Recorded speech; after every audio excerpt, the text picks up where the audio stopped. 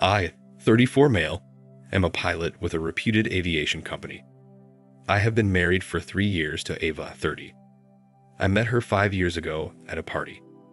She was a senior executive in the same company. Her work was at a back office, more a corporate job.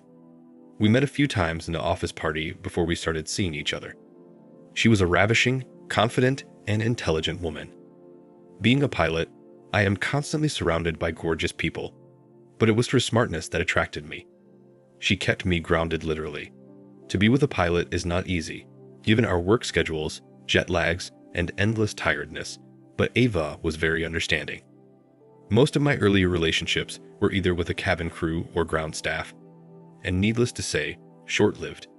So, Ava brought freshness into my life. That's how our bond was. We dated for 2 years before exchanging vows. However, a lot has changed over those 2 years. While I don't expect married life to be as exciting as the dating phase, it must still be a happy place. Else, what's the point of being married? In the last few months, I have noticed a change in Ava's behavior. Maybe the shift was happening for a long time, but I have noticed it recently. I don't know. Ava is becoming the opposite of what she was before. Opposite of all the traits for which I loved her. See, my job is demanding, both physically and mentally draining, and it does take a toll on my emotional well-being, but Ava used to be considerate about it. She acknowledged that I couldn't be 24/7 available for her. In fact, there would be situations where she could need me for an emergency, but I would be unavailable for the next many hours. That's part of my work. The reason my past relationships fell off: lack of time and insecurities. Almost all my breakups happened because it was either of two or sometimes both. After all, I couldn't give them the expected time, or they grew insecure about me being surrounded by beautiful coworkers for such long, lonely flight journeys. And the reason my relationship with Ava survived was that she was never insecure about me. However, as I said, she changed. It started 4 months ago when I had to urgently cover the shift for my colleague. It was the day before Ava's birthday. I took 2 days leave, on her birthday and a day prior, and booked a resort to spend quality time with her. However, on the evening before her birthday, my colleague had to leave urgently to address some family emergency. I think his daughter was sick or something, but I don't remember vividly, so I had to cover the shift for him. I apologized to Ava and told her it was just a matter of a night and that I would return in the morning on her actual birthday, and we would celebrate for the rest of the day. She turned red. I made her understand that it was beyond my control and I had to go. I had no choice. I asked her if she wanted to stay in the resort for the night or if she wanted to go home, and we could drive back the following day. She chose to stay in the resort by herself. I left in the evening. It was a domestic flight, so I returned by the morning. I called Ava right after landing and said I would be in the resort in an hour. I did everything I could to cover for my absence at night, but she wasn't satisfied. She was quiet and grumpy for most of the time. She celebrated her birthday as if she was doing a favor to me. I felt her anger was justified because of my sudden work need, but her crankiness persisted since then. A week later, I confronted her if she was still angry with me. She responded saying no, she wasn't. She just got accustomed to my absence. It was pure sarcasm, and even a child could get it.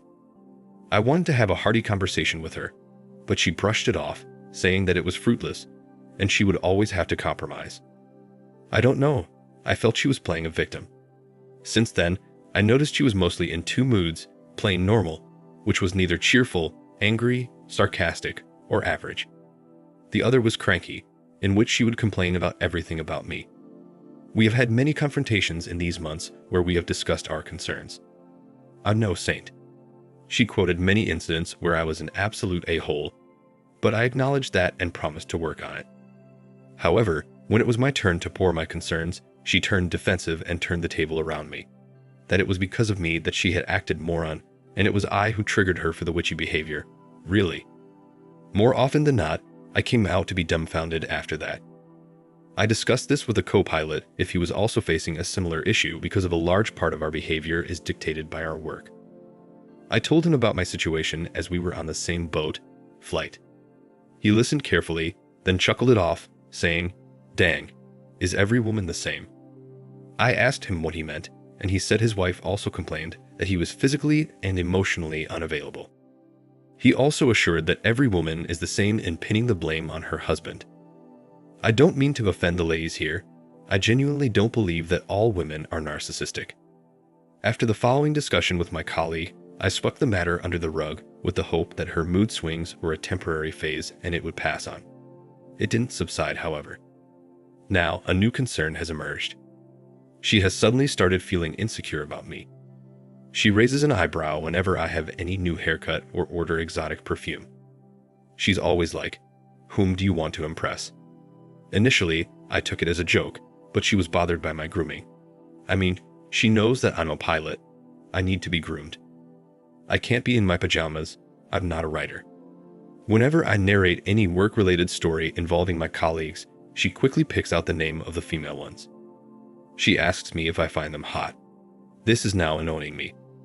I have told her that I would never cheat on her and want no one but her. I give her all the reasons why no one can replace her, all those narrations I gave at the start of the story. That's why I said that Ava is turning opposite to what she was before, for which I fell for her. I don't know which path my marriage is going. Anyone with a similar experience, kindly share some tips. Thanks. Now for the first update. Hey all, appreciate all the tips. So I posted in September that my wife Ava is changing into a different personality from what she was earlier.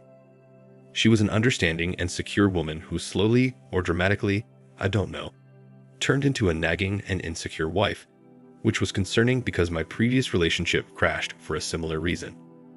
Many of you said maybe it was me because if the reason for most of my breakups were the same, then it must be me.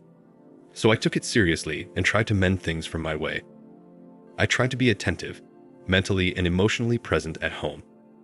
I took every care of her to pamper and keep her happy. She even acknowledged that I was not giving her a reason to complain. So, tomorrow is our anniversary, which I have planned for months. I want to make up for disaster calls on her birthday. I have taken a week's leave in advance and told my boss that I would be out of the country and unable to make it for any emergency at work for this 1 week. However, I didn't disclose this to Ava. I have planned a surprise for her. In fact, I did not mention our upcoming anniversary at all, pretending that I had forgotten it. The plan was that I would leave for work as usual in the evening before our anniversary date, which is today. Per my roster, I was deployed for the night shift this month, so it was easier to execute the plan. I left in the evening with a plan to go back near midnight to surprise her and then take her for the week-long vacation. She works at the back office, so taking an urgent leave of a week would be fine for her. She had pulled off such leaves many times in the past, so I trusted her that she would make it. For the past month, I have shopped for her, got the dresses that she would need on vacation. I also bought a single stud diamond locket for her as a gift. I'm super excited, but have kept it all secret. On the other hand, Ava got snarky and crazy as the anniversary approached. While she thought I had forgotten the anniversary, I imagined her happy surprise face when I would reveal my plan. Today evening, I dressed up and left the house at my usual time. Ava was home when I was leaving and she was fuming, but did not say anything. I asked her if she was okay, to which she nodded yes with a straight face. I was laughing inside, wondering what would have happened if I had actually forgotten. I came to a mall to get the extra toiletries for our travel. I'm currently loitering around to kill some time so that I reach around midnight. I bought some bouquets, cupcakes, candles, and everything I found cute in that store. It is still 9 p.m. and a few hours to go, so I'm using this time to update this thread. I'll keep you all posted about her reaction. Wish me luck. Now for the second update. I posted in September that my wife's attitude was changing towards me. I got the suggestion that it was probably me because all my previous girlfriends also had the same complaints. So I worked on it and planned an exotic surprise vacation for my wife on our anniversary. I posted about that in November, a day before my anniversary. Added the link if anyone wants to read the whole story. As planned, I left the mall around 10:30 p.m. When I reached home, I used my key to sneak into the house to surprise Ava. I sensed she was talking to someone as I entered the living room.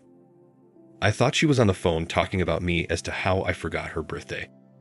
When I entered the room to surprise her with cupcakes and bouquets, she was lying naked. Yes, She gave me the shock of my life. I froze.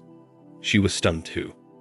For a moment, I thought she had sniffed about my plan and hence had planned a counter-surprise for me.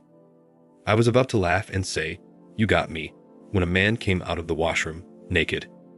It all happened in a fraction of a second, and none of us got the chance to say a word. I threw everything I had in my hand, choked that man, and asked him who he was. She ran and tried to free him. I grinned at my teeth and gave a criminal look to her. I actually wanted to choke her, but this man was in front of me, so I grabbed him. Gladly, I didn't choke her because it would have been a different discussion. I don't think she would have survived that. I was seething and uncontrollable. The guy somehow freed himself and looked at Ava like she should have ensured everything was in place before calling him. I wanted to punch him for his look, but Ava held my hand. The man took his clothes and left the house while dressing on the way. Meanwhile, I yelled at the top of my voice asking Ava about him. She begged that she could explain and let the guy go. I again rushed towards the guy asking him to stop and answer my question about who he was. He turned back and yelled at me. "I came here because your wife paid my agency. I'm not here to make love, okay?" I turned back to Ava and asked if it was true. She held my hand and sobbed as she had hired an escort service because she felt lonely. She thought I had forgotten the anniversary, and in a moment of rage, she wanted to hurt me because I had also spoiled her birthday. She said I could not give her enough time and attention, which she needed from me. I prioritized my work and was emotionally cold to her. I asked her since when all these were on. She said that although she had thought about it multiple times in a fit of anger, and sometimes in loneliness, it was the first time she mustered the courage to actually book one. She said that she was shattered and suffocated by my behavior that day, hence, she wanted to clear off her head. She argued that, literally, she had not cheated on me because I arrived before they could do anything. I don't know if they already did everything, but considering the state of the bedroom, it looked like they were yet to do anything. It's been a week since that day, yet I am unable to accept that my wife was about to cheat on me. She promised me that she would never do that again. The anniversary, anyways, got ruined. I was so depressed that I didn't even cancel the bookings.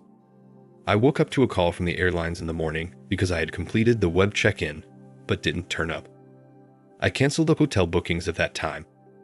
I locked myself in the bedroom for almost a whole day, drinking and passing out. I don't know what she was thinking that day, nor did I bother to check, but I know she was at home because of her occasional knock on the door with pleadings and begging. I knew I would die of suffocation if I stayed further in that room, so I called my boss in the evening and told him that my vacation somehow got canceled, and I wanted to withdraw my leave.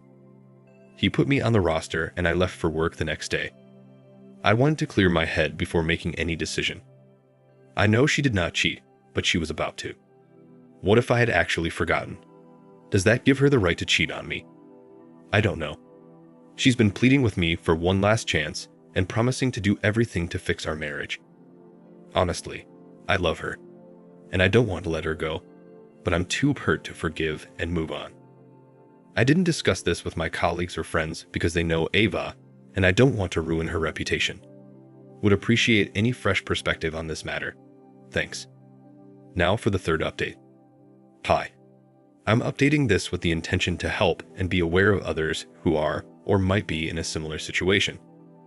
I've linked to my original post below. That incident disturbed me to the extent that I had to seek therapy. Ava insisted on joining me, and we sought a couple therapy. I barely spoke to her after that night. Hence, I thought getting a couple therapy might be better. The first appointment we got was after 2 weeks of enrollment. It frustrated me even more. My boss and colleagues quickly noticed that I was different from the usual myself and asked me to take an off. A pilot is responsible for hundreds of lives boarded on the plane, and of course, they can't trust a disturbed and disoriented mind for such crucial work. It made sense to me to take a break. I went to my ancestral home, which was in a countryside.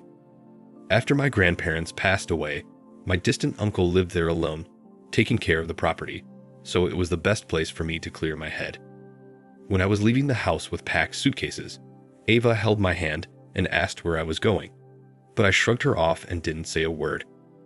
I came home on the day of the therapist's appointment. Those 15 days with nature and the first therapy did help a bit. The therapist advised us that we lived separately for the time being because Ava's presence infuriated me, and I could not move on.